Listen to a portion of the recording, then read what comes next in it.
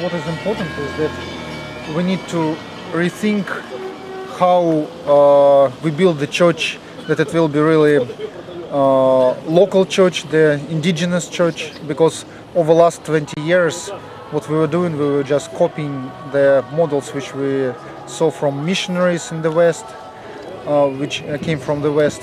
And now those models and those churches which were started 20 years ago, 15 years ago, they start coming to some plateaus, to some crises. So we need really to understand how to do the next steps and to make churches more relevant to modern people in Russia.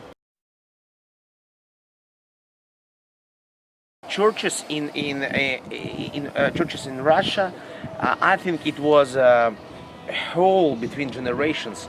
Old Protestant churches from Soviet Union. There were some like old Pentecostal Baptist, like underground churches, which were protecting faith against the communist pressure.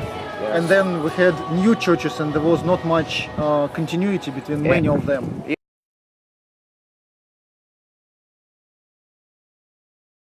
0.5 or 0.7 evangelical Christians in Russia. And when people... And even if we include like good Orthodox believers, Russian Orthodox believers, still like dedicated Christian, maybe 1-2%, yeah. Yes, it's reality.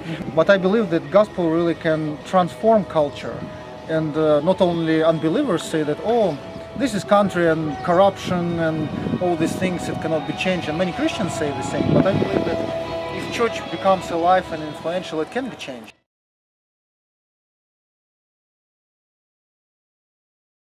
We see that some people who come to our present churches, people who live already with different lifestyle, they don't feel comfortable because there are too many barriers between them and the way how we do church. So we're really looking for new ways to do the church while keeping the same evangelical values and the core of the gospel, but to do it differently, maybe even to switch the emphasis from Sunday service to something else, but to be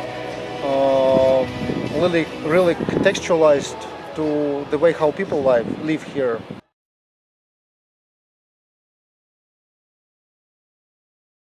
We want to see the church working, functioning more as a body with different gifts, that when one person, the central person, is living somewhere or dying, that it will not be destroyed, but that church will be functioning as a body. And another thing what I see is important, that we will really extend our understanding of what is ministry to the Lord, what is service to the Lord. Because at least here we pretty much focused on internal church projects, and this is we call ministry. But if person is called to be a business person, doctor, teacher, the church has need to train, like the teaching ministry should be to train saints for the ministry.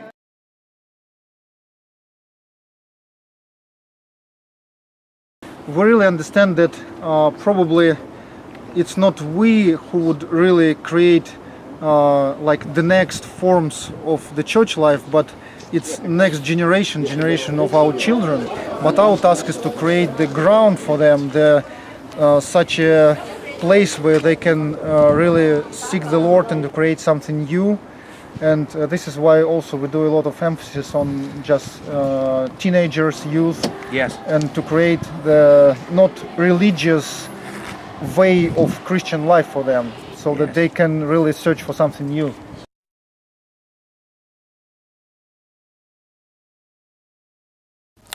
I would say that leadership training, it's one of big needs here, and actually it's both in society and in the churches, because during last 20 years evangelical churches developed a lot of training Bible institutes, Bible schools, seminaries, and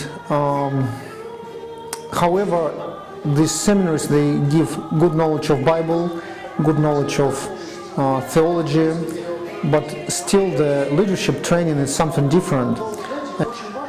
And like 15 years ago, as I said, many people here thought that what is important, that ministers will know Bible, will know theology, and this is what will help to grow the churches.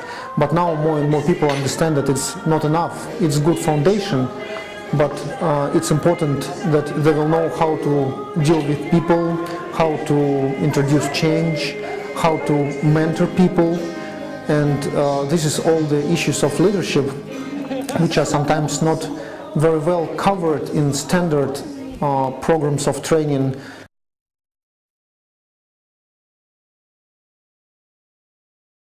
And I believe that it's very good in responding to the need which we have in training ministers, training leaders.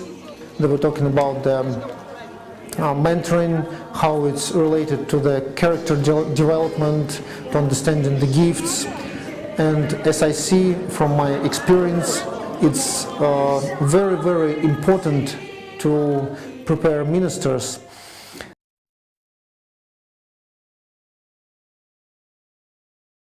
We believe this critical moment in history of Russia, and we can use this And chance Russian church. and Russian church, yes, and Russian believers who want to change this country, to change people, and to expanding the kingdom of God. Let us pray. Let us pray. Lord, and we know that it's you who are building the church, and we want to be your partners. And we want that the church which you are building here for us will be relevant to the culture, to people who are living here. So we ask your wisdom, and we ask that you will help us to exercise the unity which you want to bring in the church, and unity with other people from other nations, unity between different believers from different denominations, because we want to glorify your name, and that people in the society will see your light for us. Thank you, Lord. Amen.